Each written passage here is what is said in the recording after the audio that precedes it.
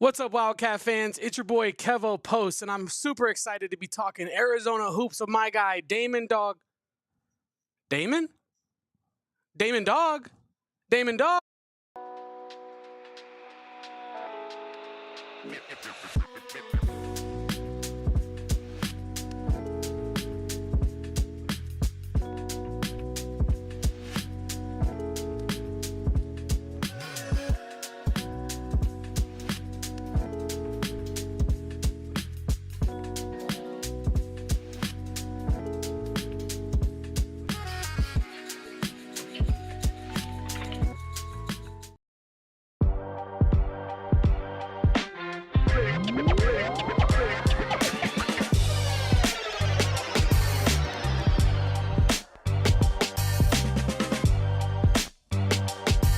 What up, chat? You know, this music, it doesn't hit the same without my guy Damon Dog accompanying me.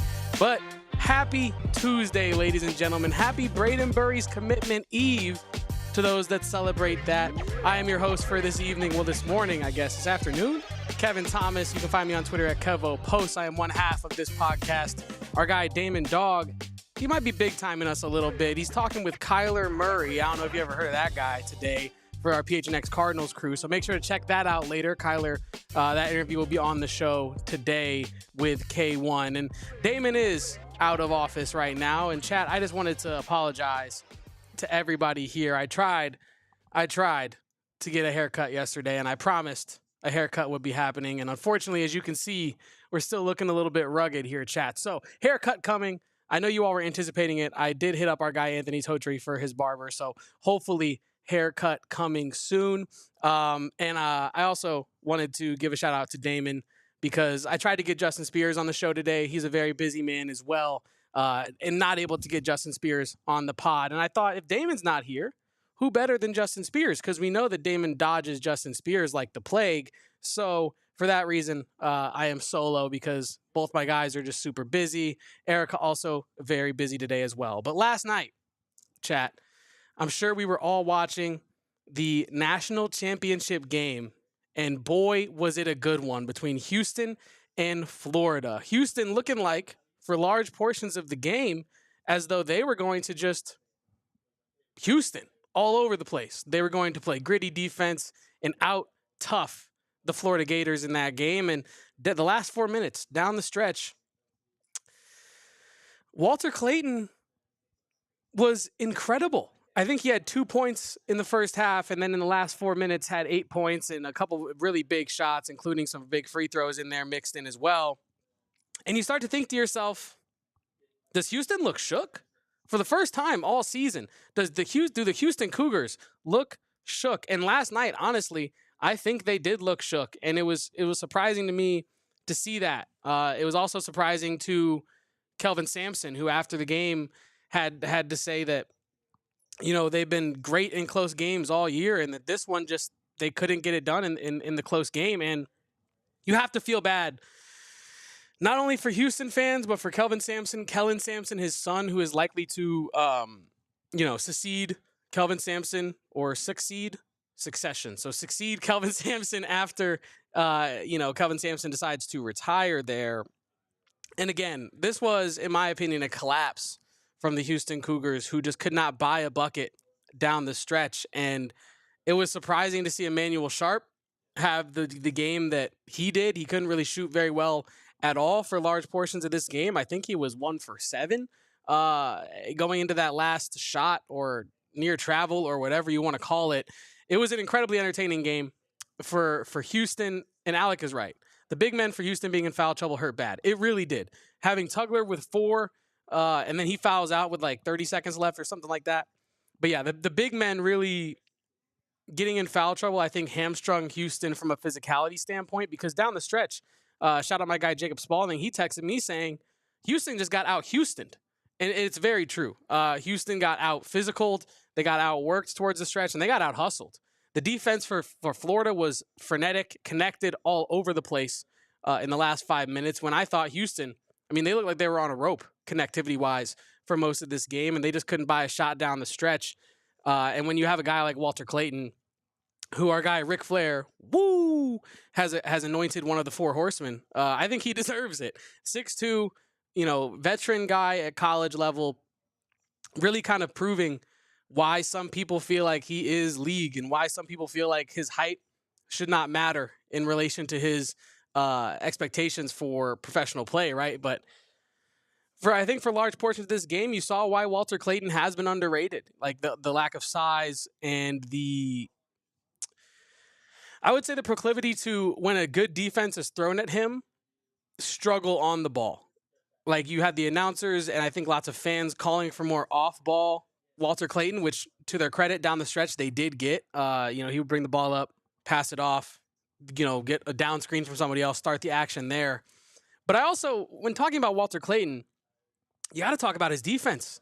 Because, yes, while Elijah Martin and Richard were the two lead wing defenders, I believe, this season for Florida, Walter Clayton's closeout on the Emmanuel Sharp 3 attempt, that was not actually an attempt because he was supposed to shot fake on that play and get downhill, as Kelvin Sampson said after the game. But he, I guess, was surprised by Clayton's closeout, went to let it go, couldn't let it go, dropped it, couldn't touch it. Condon dives on it, and the game is over. Shocking ending to the national championship last night, in my opinion, because Houston's one of the most solid teams in the nation. They've been one of the most solid teams in the nation all season. And for them to fumble it down the stretch was truly shocking. Emmanuel Sharp, I don't want to keep harping on that, but the turnovers at the end of the game killed Houston. Like, obviously you don't lose for any one person or any one reason. And obviously Houston could have scored. They could have had a better offense in the second half at stretches. Totally. It's not just on Emmanuel Sharp. However, going 1-on-3 at the end of the game, dribbling it off yourself out of bounds. I know he didn't dribble it off himself. I believe it was Martin or Richard that reached in, swiped it, knocked it off his foot. Either way, you can't have those kind of mistakes, especially as well coached of a team as Houston is. It really, really surprised me that they had those kind of late game errors. I expected them, once they had that 10-point lead or 11-point lead, it was a 12-point lead that they eventually forfeited. But when they had that 12-point lead, I was fully convinced that we were looking at like Houston winning by 7-10, just keeping Florida at arm's length and continuing to do what they did to Walter Clayton, because Houston did have a great game plan. Regardless of the result, Houston had a great game plan. The coaches did their thing, and it just wasn't their night. They lose by 2. And I wanted to bring this to you because Kelvin and Kellen Sampson, one of the best stories in college basketball, an all-time great coach with his son right by his side on the bench, doing what they both love to do. Kellen Sampson getting fired up at times more than his father. And I mean, that was beautiful chat, but you do feel for them, right? Shout out to Todd Golden. Ric Flair says, got to be happy for the local boy, Todd Golden. And you do have to be happy for the Florida team, the Florida players, the Florida program that has now solidified itself as one of the only programs to go multiple national championships and really kind of put themselves on the brink of, cementing themselves historically as one of the best programs ever. I think that's huge and must be acknowledged. Excuse me. Because when you think about Florida, you think about, the Al Horford, Joakim Noah squads that were able to win that national championship for Florida and really put themselves on the map nationally. Now, this is years later, after Billy Donovan, after Florida has struggled for a while to be relevant again. Now you have Todd Golden bringing relevancy back to the University of Florida. It's huge for that conference. It's huge for Florida as a whole, the brand, the program. But I don't give a mess about none of that. I don't care about the SEC, to be quite honest with you. I tweeted at the beginning of this game that the Big 12 is better than the SEC. I stand by that. Chat, I don't know how you feel. Do you think in the chat that, drop a comment, let me know if you think the Big 12 is a better basketball conference than the SEC, and we can discuss. Because I think the Big 12 is the better conference. It might not have had the volume that the SEC had this year in terms of tournament teams, and that's okay. I forfeit that.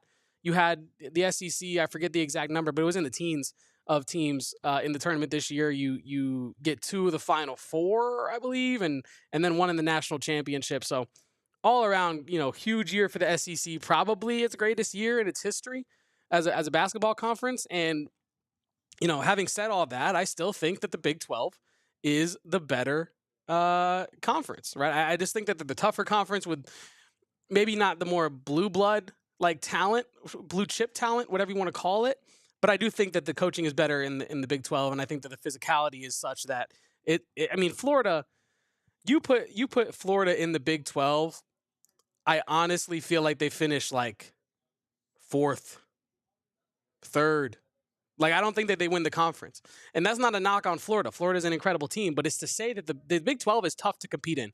Really hard to compete in the Big 12. Really hard to win this conference. And Alec here says in the chat, yes, top of Big 12 is better. Tech and Houston should have beaten Florida. And I agree. I think, Tech's collapse was, and some of the collapses from the Big 12 teams in this tournament, not really backing up my point here. But yeah, I think the top end of the Big 12 is just simply better than the SEC. The SEC might have more depth, whatever you want to call that. But when it comes down to the heavy hitters being heavy hitters, I feel as though the Big 12 is where you need to be at. Doza here in the chat says Arizona leads with an 81.1% chance of securing Burries. So you're saying there's a chance. So you're saying we have a chance, chat. We're going to talk more about Braden Burries' possible commitment later in the show. Maybe towards the end. But yeah, Braden Burries, crystal ball to Arizona. Doza in the chat saying 81.1% chance. Yeah. Jervis Williams here in the chat. Man, that's a wild take on Florida for this year. I do think the Big 12 teams are overall tougher and better. Yeah, no, again, credit to Florida, credit to the SEC. I'm not trying to take things away from them. I just think I'm trying to add to the Big 12's resume here. And again, their performances didn't really back up my takes about they're just too tough. That's not exactly what happened last night. Florida did out Big 12, the Big 12 team, towards the end of that game, as neither school was able to score above 65 points in that contest. And if you haven't already, please leave a like on this video. Subscribe to the channel if you have not done that yet. We cover all things Arizona sports here. Damon and I do our best to give you comprehensive coverage of everything from softball to men's basketball to football and everything in between. And I also want to continue this Houston conversation real quick in this first segment by saying this kind of gave me Phi Slamma Jamma vibes a little bit, but not in the good way. Like, I don't know, for everyone familiar in the chat, back in the 80s, Phi Slamma Jamma was the Houston team. Like, that was the 4-year run there with Guy Lewis was an all-time run. If you haven't watched the 30 for 30, go watch the 30 for 30. It's well worth your time. But they made it to they made the Final Fours in 3 consecutive seasons, from 82 to 84. They made 2 national title games. One of those games they lost on one of the most iconic buzzer beaters on a putback dunk from Lorenzo Charles. And after that, Houston never was able to recover. Kind of like a Buffalo Bills situation, if you will, making it to the dance 3 times or 2 times or more and not being able to get it done. And then after that, you just don't make it back there. It's hard to win playoff games in any sport. And when you complete the journey to the championship game multiple times and are unable to get it done, it is unbelievably difficult to make it back to that pinnacle yet again. And it reminded me of Benny Anders in a way, because once Benny's career at Houston was over, he kind of became like antisocial, went off into the woods, so to speak. And his teammates literally didn't know how to contact him, didn't know how to find him. And after all these years, again, if you watched any of the 30 for 30s on this, after all these years, it still took them months to find Benny Anders. And I say that, somewhat in jest, because the way that Emmanuel Sharp was taking this loss, at least on the court, I didn't really see much of the off-court reaction, if there was any, was really hard. Like, I felt as though watching him, and again, I'm not in his head, I'm not in his shoes, I don't know him, I can't speak for him. But watching Emmanuel Sharp at the end of that game kind of gave me some Benny Anders vibes of just like, man, this guy, Emmanuel Sharp might just disappear from the public eye after a while, or for a while after this one, because he was taking it hard. He had 2 of the more sizable, noticeable mistakes towards the end of the game. He was unavoidable in a bad way at the end of the game. And I felt bad for him on a personal level, because that is something I wouldn't wish on my worst enemy, being on that stage and not being able to come through, especially when, if you go back to that comeback they had just in the Final Four against Duke, that shot that he hit, the 3-pointer that Emmanuel Sharp hit, Houston's not in this game. They're not even in the national title without Emmanuel Sharp hitting that shot. And so I felt really bad for Emmanuel Sharp, as this is likely how his run at Houston will be commonly remembered, right? You'll have your Houston diehard basketball fans, your Big 12 diehard basketball fans that, understand the importance of what Sharp brought to this team this season. But most people watch the one game all year, and it's the national title, and they will remember Emmanuel Sharp dribbling it off his leg and then not getting a shot off and nearly traveling at the end of the game as Alex Condon jumps on the ball to end it. And Alec here says in the chat, Uzan, I swear, only plays good against Arizona. Looked awful last night. And yeah, my buddies actually were texting me the same thing about, I think Uzan only balls out against Arizona, which is why does this keep happening to us? Why does this always happen to Arizona? Guards go crazy against Arizona, and then they just revert back to their regular form after the game has been completed. It's kind of unbelievable if you think about it, to be honest with you. Edgar Ortiz in the chat says, I don't know, they didn't like Hakeem onto the floor. Maybe not that big. Yeah, I mean, look, Hakeem being around for this run, I think was really cool. I really do. It might have actually been somewhat of a jinx because he never was able to get over that hump himself. But I think it was really cool. Jim Nance always getting involved is always cool as well. You just love to see like the community of alumni that support a program continuing to support said program into their later years. So yeah, it was cool to see Hakeem and all the Houston alum kind of following this trend. Hopefully Arizona can get themselves into this position and we can have some alum we can have some alum kind of sporting around CBS television this time of year. And John Rothstein, who we're going to talk about a little later in the show, was talking about the pain of April. Like how when you think of March Madness, you think of the best moments and you think of the buzzer beaters, the block shots, the upsets and all that. But you really don't think about like the other side of that emotional thing where like a team hits a buzzer beater and we're talking about, Maryland, for example, and Derek Queen and that incredible buzzer beater that he hit in this year's tournament. Think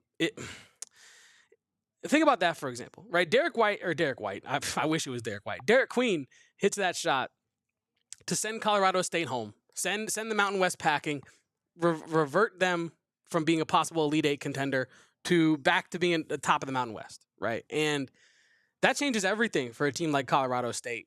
For a program like Colorado State, that changes a lot. The amount of money for the conference, the brand recognition, just all of that goes out the window with the split-second thing. And that's kind of what last night reminded me of, was just like the emotional roller coaster, the pendulum swing that is March Madness, and we have finally reached the end of it. And yeah, there is always that little bit of a hangover after a tournament like this. And I also wanted to pose this question to you guys, chat. Did you guys like this Final Four? I'm seeing a lot of people talking about, is this the greatest Final Four ever? Is this the best one you've ever seen? Off the top of my head, I don't know where it ranks. To be quite honest with you, I think it's an interesting conversation to have in terms of, because I feel like when people get the X amount of 1 seeds, the 4 1 seeds or whatever in the Final Four, most people don't enjoy that. I think most people hate on that at first. They're like, "Oh, where's our St. Peter's? Where is our mid-major that's gonna, upset all the teams that we want to root against?" And then you get the basketball. Then you get the one team, the 1 seed versus the 1 seed going at it, and you learn why they were the 1 seeds. And I think that is what I usually enjoy, is the best facing the best.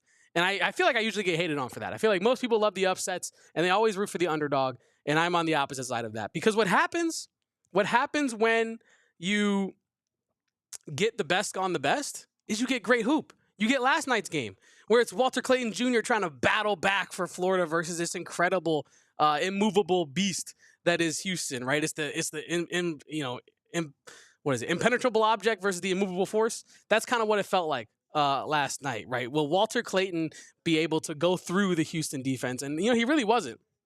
But when it mattered most, Walter Clayton Jr. was pouring in buckets. Michael S. says, yeah, agree, but refs sort of mauled it. Yeah, I've seen a lot of bad ref reviews as well after last night's game. I think there was a bit of an issue this tournament with refs kind of making things about themselves. And I know in the was it the Final Four or the Elite Eight, the Tony Padilla got involved, and I forget which fan base, but another fan base recognized why Arizona is not the biggest fan of Mr. Tony Padilla. But that's neither here nor there. Thank you, Edgar. Unstoppable object versus immovable force. is is what I was looking for there. As I kind of mod that. Anish says, I liked every game except for the championship game. Houston's choke left a bitter taste in my mouth. And honestly, okay, I'm glad you said this, Anish, because I felt the same way, but I had to fraud check myself because I was heavily financially invested in Houston winning last night's game. And so I felt like that was mostly why I felt the way that I felt. I thought, okay, I'm just biased. I'm just being a nasty gambler right now, upset about my bad beat of Houston not taking the money line and not covering the 2.5 that I had lived them at, right? So I'm glad to see you say that because I thought that the game was incredible, but you would have wanted a more, what's the word I'm looking for? A true ending? Like characteristic ending, I think is what you would have liked to see. You would have wanted to see both teams play their hardest and play their best for as long as possible. And Houston kind of just ran out of gas towards the end of that game, and Florida just kept on chugging. So yeah, I agree with you, Anish. Like every round entertained me to some extent. I do think Houston's choke, it's like a great meal with a bad dessert. You know what I mean? Like you had a great 3-course meal, you get to the dessert, and it's just like soggy cake. You know what I mean? It's just not great.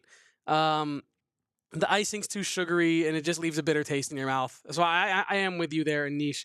Michael says, in each game there was weird officiating. That was the main issue. The games were good, though. I agree with you. I do agree with you there. Chat, I also wanted to bring to you the conversation about how Arizona can get over the hump and can get to a national championship. Can Arizona get it done? And we're also going to look at, the way too early top 25s, because as soon as the ball hit the floor and the clock hit 0, people were already, John Fantas to your John Rothsteins to your ESPN Pluses are all dropping their early top 225. And I am going to break that down for you on the other side of this break here on the AZ Wildcats Podcast. Don't you guys go anywhere. I'll be right back. And just like that, folks, I'm back. And in March, when you win it all, when you make it big, you take down the nets. You cut down those damn nets. And I think if these courts were using Empire flooring, players would not want a part of the net. They would want to take home a piece of Empire flooring because Empire flooring is the highest quality flooring you can get in the game, y'all. Letting you know that right now. Just like your favorite team, needs home court advantage, you also need home court advantage at home with Empire flooring. It's the best flooring in the game. They have flooring experts, dedicated flooring professionals. You don't want just some guy installing, flooring or helping you decide on flooring for your house. You want a flooring expert, a professional that knows what they're talking about, knows what's best for your situation when focusing on flooring every single day. These big box stores might make a flooring department or have a person helping you out with flooring, but are they really an expert? And plus, it's overwhelming going to those stores. You don't want that. You don't want to be overwhelmed. You want someone to tell you what you need based on what you tell them you need. And that is what Empire today can do. So schedule a free in-home estimate today, because some things are better at home. PHNX listeners can receive a $350 discount when using promo code PHNX. $350 discount when using code PHNX. Restrictions apply. Visit empiretoday.com/PHNX for full details. And like I said, 800-588-2300 Empire Today. Game time, ladies and gentlemen. We got Diamondbacks. We got, all types of stuff kicking off here in the Valley. Concerts, comedy shows, all types of stuff. And if you need to get in the door for cheap, Game Time has you covered, because not only are they going to help you save money with the Game Time Picks feature to help you sort out all the nonsense, bad deals, and all that, you're also going to get the best possible seats with their little in-app visualizer to show you exactly what the view from your seat is going to be like. So make sure, whether it's Diamondbacks, Wildcats, baseball stuff, to use Game Time. Take the guesswork out of buying tickets with Game Time. Download the Game Time app, create an account, and use code PHNX for $20 off your first purchase. And if you are like me and you like cheap tickets, you might be able to get most of your ticket for free with that $20 off your first purchase. Terms apply. Again, create an account and redeem code PHNX for $20 off your first purchase. Download the Game Time app today. Last minute tickets, lowest price guaranteed. What time is it? Game time. All right, chat. We are back. We have one more break later. We're halfway through the ads, I promise you. But yeah, way too early top 25s have kicked off and started already. And I honestly, I just want to mention that it might be psychotic. It might be insane to immediately drop a top 25 right after the national title has just gone off air. Can we get a beat to digest what just happened before we try to go and, think up what could be the top 25 heading into the year next year? Half the players aren't even out of the portal yet. You still got guys going into the portal that are kind of heavy hitters. We're going to talk about that in a little bit as well. It blows my mind. It truly blows my mind that you can be so ready to pretty much engagement bait, because everything is set to change between now and the first tip off of next season, which is, I don't even know how many days away, but it feels like forever away because the season just ended and I miss it already. But chat, here are some early top 25s. Here's one from John Fanta. And as you can see, Arizona ranked number 14 in the preseason top 25 from John Fanta of Fox College Hoops, who also, interestingly enough, has Houston returning as the 1, Purdue at the 2. I thought Purdue at the 2 was kind of interesting, dare I say fraudulent. Duke at the 4, UConn at 5, Texas Tech at 6. And I think Texas Tech at 6 is interesting as well because Darion Williams just entered the portal and the NBA draft process, so they might be losing one of their best 3 players. I'm unsure about that Texas Tech at 6, despite how good Christian Anderson has been this past season for them. St. John's and Rick Pitino at 8, Iowa State at 10, and then, like I said, Arizona right behind the defending national champions, Florida Gators at 14. I don't mind 14 there. I think there might be a little bit of room, especially if Arizona gets Braden Burries tomorrow at 9:45 a.m. There might be some room for Arizona to move up right there. Yeah, Anish, I'm with you. Purdue at 2, Kaufman, Wren, and Clough do nothing for me. Apparently, the Purdue has some nice incoming recruits, allegedly, so we'll see how that goes next year. But yeah, Purdue doesn't really move the needle much for me as of right now with the way too early stuff. I don't mind John Fanta's positioning here as we look back at it one more time. 14 Arizona behind Florida. And I don't understand Kansas at 12. I feel like Kansas is overrated here, possibly slightly a bit. But yeah, that is John Fanta's way too early top 25. Moving on to John Rothstein's top 10. Or not top 10. John Rothstein's rankings where he had Arizona at 11, just outside of this 10 spot under UConn. If you watch his video, he had Houston, Purdue, Duke, Alabama, Michigan, Iowa State, UCLA, Mick Cronin coach team. Not really sure about that one. Texas Tech, again, I think Texas Tech might be a little overrated coming into next season. Michigan State and UConn, he had Arizona at the 11 slot there as well. And I think John Rothstein does a good job. I think some of his Twitter stuff can be kind of corny with the grab your passports and whatnot. But yeah, having Arizona at 11 feels, I think, probably feels right. I'm not going to lie to you. I think with so much roster shakeup left to shake out, I think that Arizona being in that top 10 range feels good to me. I don't know if like 14 feels a little low, considering the coaching Tommy Lloyd can do, the talent Arizona is set to have for next season as well. And then you had ESPN putting Arizona at 17. And then, like I said, Rothstein at 11.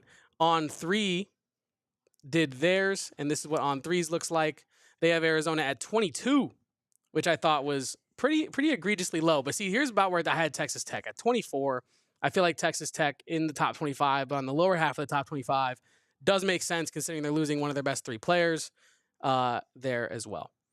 So that is kind of the way too early top 25s from a lot of people. My guy Jacob here in the chat asked me if I'm concerned about the squad being too young if Burries commits. Saw it with Duke as they couldn't get it done with a very young squad. And honestly, I don't think that the squad will be too young next season, even if Burries commits. Just because the leadership quality between Jaden Bradley, like your point guard being the most experienced guy on the squad, I think really helps you out. I think Jaden Bradley being able to steady the offense next season if Braden Burries were next to him really helps you out. And Duke didn't get it done, but I'm not sure if that's because they were too young to get it done. Like they were pretty dominant for every game this season for the most part.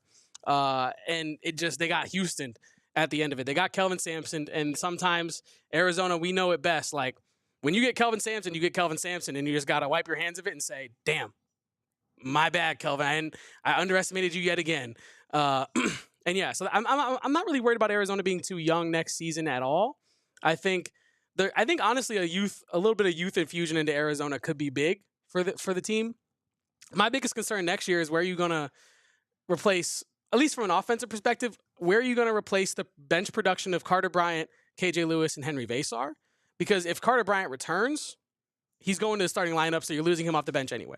If Carter Bryant goes to the draft, you lose him completely. And so I think you're going to have to recoup some of that production. So I'm worried about bench scoring right now. I think Dwayne Aristode could help with that. I also think that ADO, if you add some perimeter talent, ADO moving down to like that 7-8 spot in the rotation feels great to me. He'll be asked to defend a lot less. He'll pretty much just be out there to shoot. And I think that that's kind of the role ADO needs to be put in, not starting and not trying to defend for the first 5 minutes of the game. And then Big T here and Michael talking about Koa Peat and Bradley. Big T says, absolutely don't forget Koa Peat and Bradley running the show. And I agree. And when you think about Koa Peat, yes, he's a freshman, but he's not built like your average everyday freshman, right? And I think that some of the freshmen, like, for example, even a Carter Bryant, who is incredibly large, very strong, he still has a lot of room to fill out. Koa Peat will fill out, but he doesn't necessarily need to fill out to compete in the Big 12, in my opinion. I think Koa Peat's a big, wide, strong enough of a player to get it done in the Big 12, even as a freshman. So I would not be surprised if 4 weeks into the season, we're all blown away by how great Koa Peat has been already. Ooh, a little conspiracy tinfoil hat. Shout out to Espo from Anish here. The logo, the schools that Braden Burries has in his top 5 on the graphic that he posted spell out OTAS. So Oregon, Arizona, Tennessee, Alabama, and USC. And so Anish is trying to claim here that Nate Oates, he's teasing that he's going to go team up with Nate Oates. I did see that. Someone commented that. Maybe it was you on our tweet about that, Anish. And it was funny. It made me chuckle. Haha. But I don't know. I don't know. Maybe he is. And if he is, I'm going to be a sad boy tomorrow at 9:45 a.m. roughly.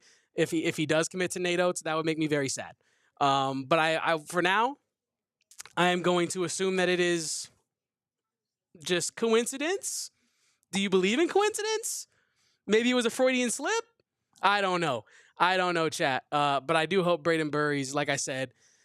Crystal Ball, our guy Doza in the chat reporting that it was 81.1% to Arizona. His last research as well. But yeah, I think Braden Burries is huge for Arizona when you're talking about Arizona being a preseason top 10 team next year. I think you have to add Braden Burries to that mix, or you have to add a top end scorer from the portal, right? And we're gonna talk a little bit more about that later. But there are some players in the portal that, if you were able to secure them, could really pick up a lot of the slack left behind by the departures of Caleb Love, Henry Vasar, KJ Lewis, potentially Carter Bryant as well. Those are 4 of your big rotation guys potentially gone from this past year's team. So if Arizona's going to get that done, they got to refill that hole, is my point. Now, I started off this show talking about how with the way too early top 25s, it has me thinking, what does Arizona need to do? Watching that game last night, I'm thinking, damn, Arizona was this close to beating Houston multiple times. Arizona was this close to beating Duke, right? Just how close is Arizona to winning it all, right? And obviously, they're a Sweet 16 away from winning it all, because that's where they got eliminated this year. I just feel as though it is a razor's edge difference between winning a national title and being out in the second round. It really is a razor's edge. Kelvin Sampson has been praised by me, by Damon, by you guys in the chat, by everyone pretty much around the nation all season for how good of a coach he is, how tough his teams are, and how disciplined and physical his teams are. I don't know if you guys have seen the clip of them jumping on a loose ball at practice. It looks like a prison fight. It is crazy. It is physical. It is wild. And I feel like them losing that down the stretch last night like they did only goes to show how perfect you have to be, how lucky you have to be, but most importantly, you can't be unlucky to win a national title as well. And I think that it goes into what I was saying about Arizona knocking on the door a couple weeks ago, knocking on the door of something great with the program where it is at today. And when I was thinking about this last night, what does Arizona have to do to win a national title, to contend, to improve upon this past season, to build upon it? I mentioned one already. I think bench scoring is going to be, if the transfer portal does not accurately address some of the problems that this team has, I think bench scoring could be a big red flag next season. You don't have a Caleb Love that can randomly drop you 30 on any given night, and then the next night, have 5 assists and 7 rebounds. Like you don't just find those guys hanging around in the portal. And if you do find them hanging around in the portal, they're probably looking for a massive bag, which I'm not sure, judging by the Henry Vasar situation, if Arizona is really ready to give out to any one individual player. Next on my list is shooting. Big T alludes to it here in the chat. Next year, the Cats need a good backup point guard. Bradley can't play 30 plus minutes every night. He needs a break during games. I agree. I think that is one of the spots you need to look at. I know it's kind of funny, but especially with Conrad Martinez leaving. Like, if Conrad Martinez transfers somewhere, you literally don't have really a true backup point guard. And I think Arizona's one of their real problems this past season was not having a guard that threatens the defense with their scoring outside of Caleb Love. Like, Jaden Bradley, for as amazing as he is, for everything that he can do for this team, I never once feel like defenses are terrified of Jaden Bradley outside of his incredible drives to the hoop. I feel as though if Jaden Bradley could put together a semblance of a three-point shot, not even a real three-point shot, just an idea of one. Like, if he can just make defenders think, oh, he might shoot that. That's all he needed at times this year. And I think Jaden Bradley, again, I love Jaden Bradley. I'm not trying to bag on him. But I do feel like Jaden Bradley is a bit, he needs extra dimensions, I'll say, to his offense and to really be a true threat and to really help Arizona get over the hump. He is the metronome. He is the steadying hand for the offense. I don't have a lot of bad words to say about him as a basketball player. But that is the one, I think, the one I keep coming back to of if Jaden Bradley could work on his shot, if Jaden Bradley could at least, like, I'm talking like 30, I don't know what he shot this year, but I'm talking if Jaden Bradley can make the defense think that he can shoot the ball, that is what matters. Consistency from the bigs, right? Alec talked about it in relation to Houston. I spoke about it in relation to Alex Condon in Florida as well last night when I was talking to some of my friends about, like, just how consistent your bigs have to be for you in the tournament. You can't have bigs fouling out. You can't have bigs in foul trouble because it changes your entire game plan. And I think Arizona's Tobe Awaka was incredibly consistent this year. Henry Vasar had an incredibly consistent effort, but I don't think he had incredibly consistent output at times this season. And I think consistency from Arizona's bigs also goes to help your guards, gives them more consistency as well. And then you need, with KJ Lewis departing, with Carter Bryant up in the air, you're going to need some sort of wing. And now, the wing could also be your off-the-bench ball handler scorer. And if it's 26-year-old Tyon Grant Foster, I'm not going to say no, right? But, if Tyon Grant Foster wants a bigger role somewhere else, like, I get that too. But, yeah, I did see that, Alec, and think to myself,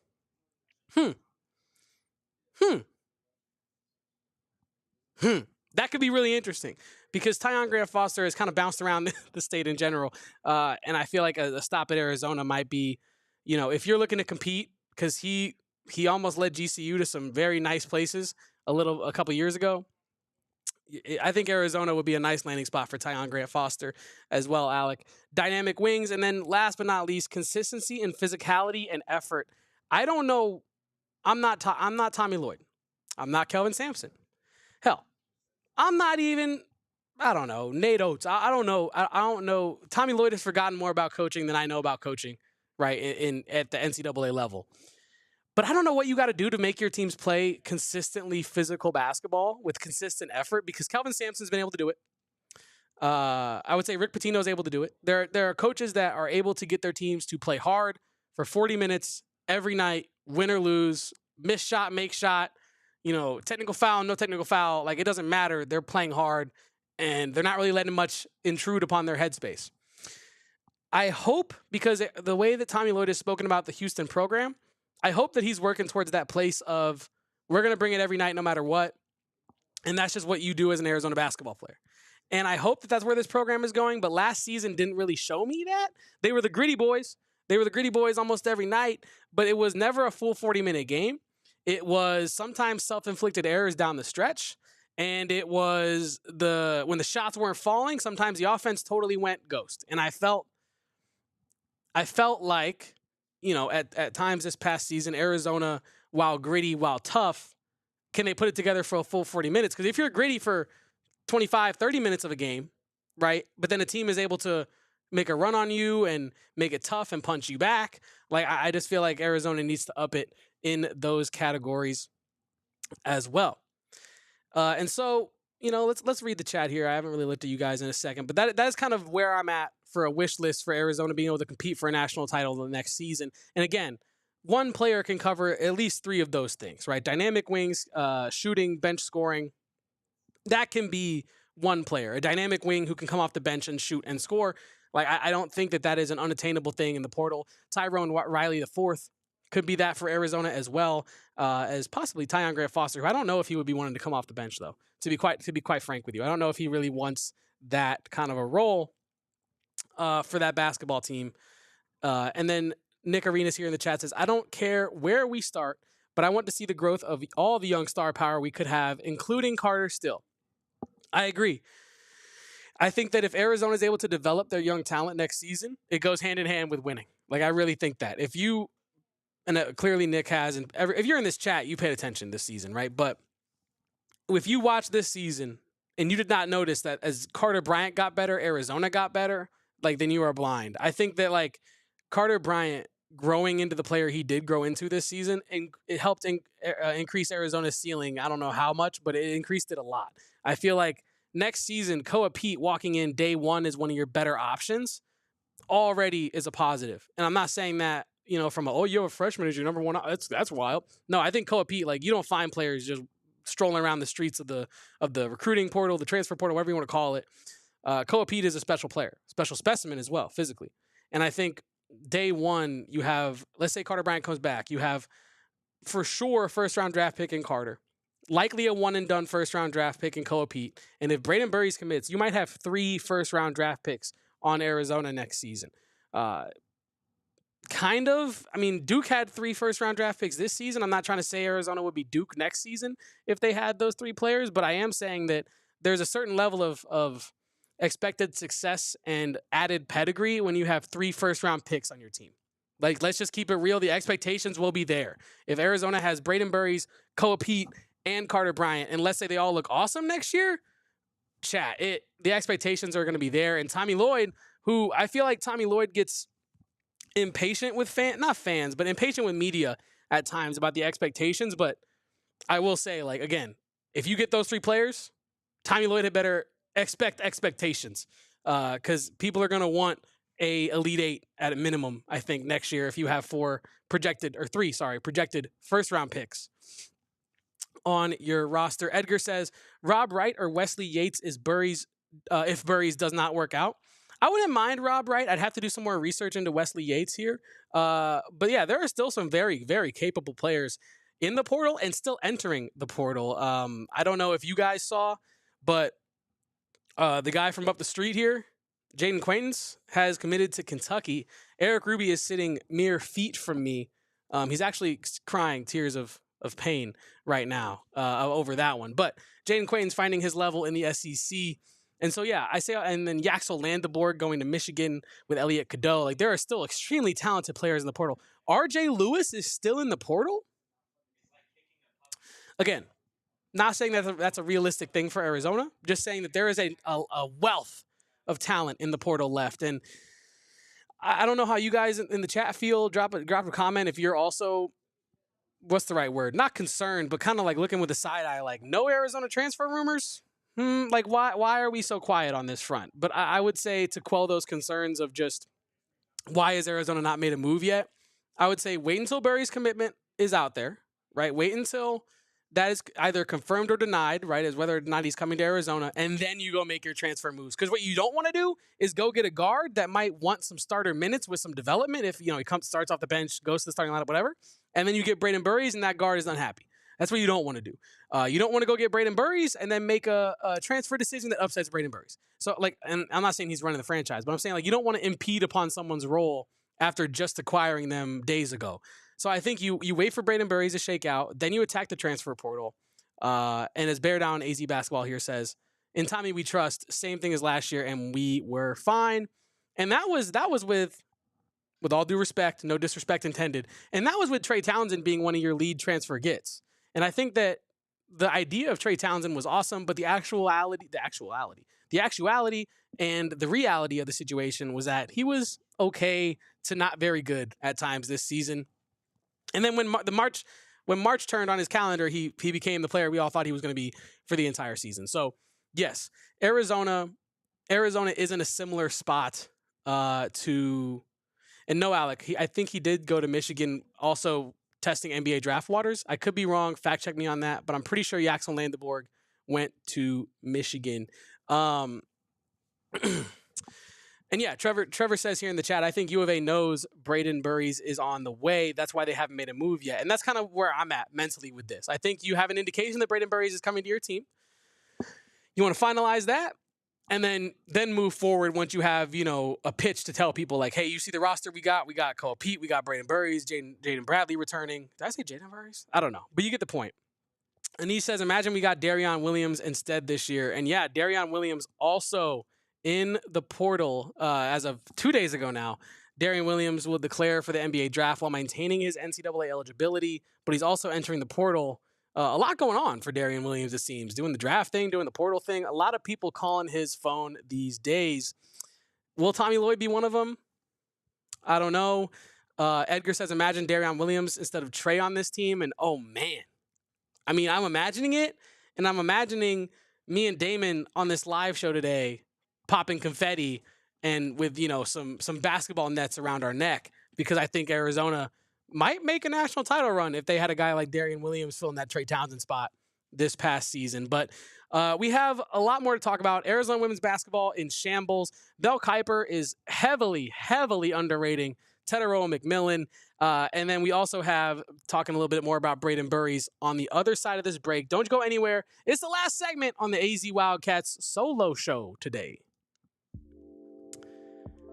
Well, ladies and gentlemen, when I went to St. Louis this past winter, I was whipping around a Ford, and I said, dang it, I need it to be a Sanderson Ford. And when I got back to Arizona, I really, really, really thought about heading over to our good friends over at Sanderson Ford and making a financial decision that could change my life. Because Sanderson Ford has big news from the president of America's most awarded Ford dealership, Sanderson Ford. They've just announced from America for America employee pricing.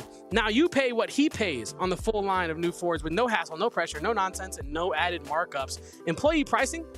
You get employee pricing on a Ford? That is unbelievable. You choose Sanderson because they have the inventory and a 70-year reputation of treating you right, and they'll even feed you at the Starliner Diner as well. Undeniably, Ford is the most America-first automaker in the nation. 80% of Ford vehicles sold are assembled in factories located in America that will be less affected by all this tariff nonsense going on. Now is the best time to buy a Ford with From America, for America employee pricing. Must say, though, this excludes the 2025 Expedition, 2025 Super Duty, Raptors, Mustang, and Bronco specialty vehicles. But again, Sanderson Ford is where you want to be at. And if you have a little bit of a golf swing on you, check out our April 12th. That is this weekend, folks. This weekend.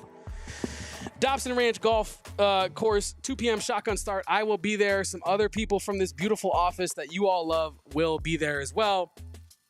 And yeah, check out our friends over at Sanderson Ford. A hole-in-one at this event on a par 3 wins you a 2-year prepaid lease on a new F-150 Super Crew. That is unbelievable, chat. So make sure to check out our friends over at Sanderson Ford. And if you are indeed feeling a little lucky, head over to Gila River, because I we'll be over at Gila River here pretty soon. My girlfriend's birthday is coming up at the end of May or beginning of May, and we will be have a nice little staycation at Gila River, because Gila River is the place to be where you can can play slots, you can see concerts, you can see probably a magician perform every once in a while as well. I don't even know. Everything you can do at Gila River Resorts and Casinos. Cardinals Draft Day watch party on April 24th. Our Cardinals guys will be out there as well. So join Bo, Johnny, and the Cardinals diehards at Gila River Resorts and Casinos. You do you at Gila River Resorts and Casinos. You visit playatgila.com for more details. Well, chat, we got about 10 minutes left in the show. Leave a like on this video again, because it's just you and me, chat. It's always just been you and me breaking down Arizona sports, because that is what I love to do, talking with each and every one of you about Arizona athletics. And again, your time is everything. It's one of the most valuable things that you can give to someone. So I appreciate each and every one of you for hanging out in this chat with me today, talking some Arizona basketball. And we're going to finish doing that right now. As I see people in the chat, our guy Javier has arrived, and I think he's causing a ruckus with his anti-Lloyd propaganda. He says, fire Lloyd, go bring Todd Golden back to AZ, DRF, open up the wallet. Unfortunately, Javier, at least unfortunately for you here, Tommy Lloyd just got an extension, like literally this past weekend, through 2029, 2030. So I'm not sure if Todd Golden will be being plucked from Florida to come to Arizona. But who knows? Maybe Javier is correct. Nick says, I feel like Burries could bring Carter back also. That's a good point. Carter Bryant has been all over social media, reposting, interacting with Braden Burries' posts. So you have to believe that, yes, while they are also friends, that Carter Bryant may be doing a little bit of recruiting of his own, which I think would be huge for the program. Carter Bryant, how sweet of a boy is Carter Bryant? Comes to Arizona, says, no, coach, I could have went and started anywhere in the country, but I want to come play off the bench for you and get better as a basketball player and compete for something real. I think Carter Bryant is a special kind of basketball player in this era, looking to recruit guys. He could easily go in the first round this year, but he's looking to recruit guys for Arizona next year, and maybe he does return. Even if he doesn't return, everything I'm saying about Carter Bryant, I still feel that way. If Arizona fans were only to get 1 year of him, I think that his contribution to the program has already been quite memorable. And he's a person that you admire as well. Just the mentality he has towards life, I think, is admirable there. And I also wanted to mention some players that are still in the portal. We kind of touched on some of these already. Tyon Grant Foster in the portal still. RJ Lewis in the portal still. Darian Williams in the portal as well. Cannon Catchings, chat. Remember Cannon Catchings from BYU this past season? I believe a 5-star recruit. I could be wrong on that, but very talented recruit. When is Carter Bryant announcing, Adam, or when is Braden Burries announcing? Braden Burries is announcing his commitment at 9:45 a.m. tomorrow. I think, no promises. I think me and Damon might be doing a watch along for that, like we did with Koa Peat. Unless it's like not televised, then we will not do that. If it's just a social post, we will be maybe doing a breaking news after that. But yeah, Braden Burries tomorrow at 9:45 a.m. Carter Bryant. I would expect Carter Bryant to announce that he's going to go through the draft process at some point at least. I don't think we'll get a Carter Bryant announcement as to whether or not he's going to return, probably until after that draft process is done. That's my personal take on it without any inside information on that. But yeah, those are the two announcements that Arizona fans are waiting hand and foot on right now. And Michael says, Lloyd has underperformed the preseason ranks for 2 years. He does need to step it up. I'm good with 2 more years, but I'd hate to see us in the same boat 4 to 5 years down the line. I agree. I do agree. I think that that's a very rational way of putting it, that, he has done a lot. Tommy Lloyd has accomplished a lot as in his first 4 years as a head coach of a major program. I mean, a head coach anywhere in general. But he has come up short at some pretty important times. I think you blow the Clemson game. You have an awful non-conference this season, costing you some very important seeding, because you could have been in that Texas Tech bracket, and now you're in the Arizona bracket that you got this year, where you have to play Duke and you got to play Oregon. And if you had beaten Duke, then you got to go play Houston, and if you beat Houston, then you got to go play Florida. So yeah, I think you would love to see Tommy Lloyd get over the Sweet 16 hump at least. this next season. Again, it is extremely hard to do that, but with the performance he's given, you would expect him to some point get to an Elite Eight here in the next couple of years. And if Arizona has not gotten past a Sweet 16 in 5 years, I would be shocked, to be completely honest with you. I would be shocked. Trevor Begay says on Braden's Instagram, said it'll be live on SportsCenter. So maybe I'll talk to our guy Damon Dog after he gets done hanging out with Kyler Murray, because that's, big time Damon Dog, what he does best. I'll talk to him about that. Maybe we'll have a watch along for you guys. But no matter what, if Braden Burries commits to Arizona tomorrow, we will be doing an emergency podcast about that for certain, I feel like. Tony Clifton echoing that as well, is on ESPN. Thank you, chat. I appreciate you. This is why I have you guys, chat. You are my friends. You are my family. You are also my fact checkers. And that's why I appreciate each and every one of you. And just for those that I think I mentioned this earlier in relation to the notes or the Oats social media thing, but his top 5 are Oregon, Arizona, USC, Tennessee, and Alabama. Are Braden Burries' top 5 schools that he will be deciding from. You have to believe that the true top 3, though, are Arizona, USC, and either 10. I mean, I don't think Oregon's making that top 3. I almost want to say Tennessee. Like, I think Rick Barnes is at the end of his coaching rope, and I think maybe you go all in trying to win a national title if you are Rick Barnes. Alex says, I mean, if we make the Elite Eight, if we play any other team besides Duke, or I mean, we make the Elite Eight. Yeah, no, I agree, and I know. Damon also feels that same way. Is that if Arizona got a different bracketing situation, things could have looked a lot different. I think this Arizona, the last couple Arizona teams, again, I said it earlier, you got to be really lucky to win a national title. You also can't be unlucky. I feel like these past couple Arizona teams were a couple bounces away from making a real run, like a real run. But yeah, chat, that is that for today. I want to round out real quick talking about Arizona women's basketball. The program is in shambles, folks. Arizona women's basketball is in shambles right now. I don't even think they have any players on the roster that aren't in the portal, to be honest with you. Like, I don't think that they do. Sanaya Ja entered the portal yesterday. David and I spoke about that on yesterday's show at length as well, if you want to check that out. Also, for all your women's coverage, please follow Erica L. Day on Twitter.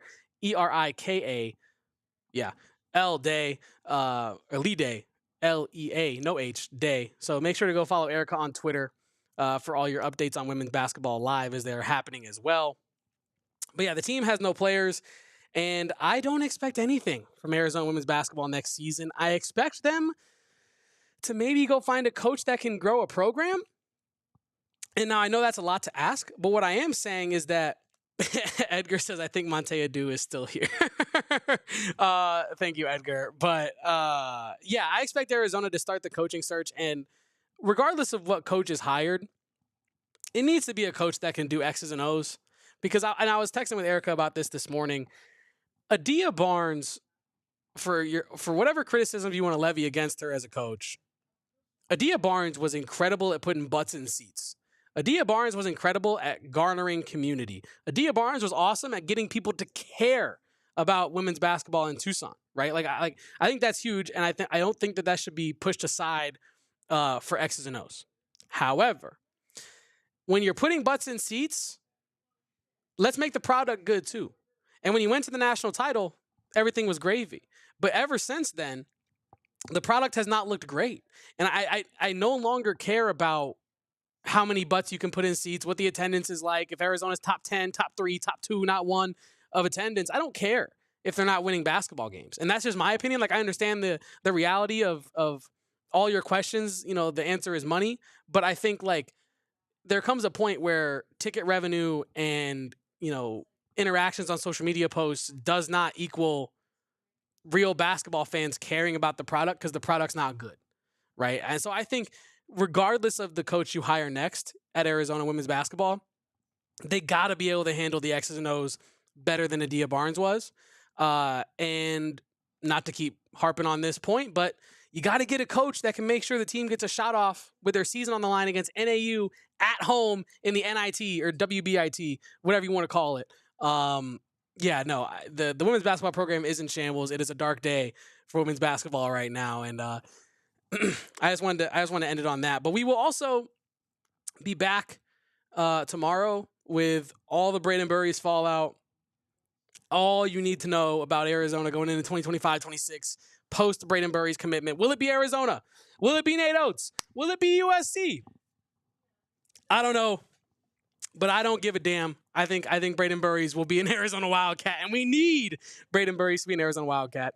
It did go from a place of, do we need Braden Burries? It'd be nice if we got Braden Burries to, I think Arizona might need Braden Burries to commit in order to contend for a national title next season. And I will end it with a laugh. Tony Clifton, does Erica have any eligibility left? And I think that she has all of her eligibility left. In fact, I wouldn't be surprised if they called upon her to run the point next season, as she has anointed herself the one remaining savior of Arizona women's basketball, Erica L. Day. And yeah, again, chat, that is the show for today. Leave a like, leave a comment after I go off air about, where you think, will Arizona land Braden Burries, yes or no, in the comments below after this live stream goes off air.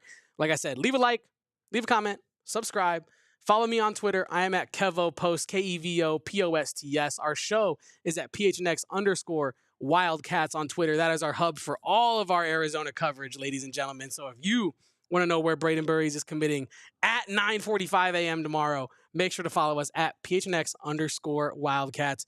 And until next time, folks, as always, don't forget to drink water. Have a great day. Bear down and go Cats. Thank you for joining me. One more time, sorry. Thank you for joining me. I appreciate each and every one of you for spending your time with me today. Bear down and go Cats.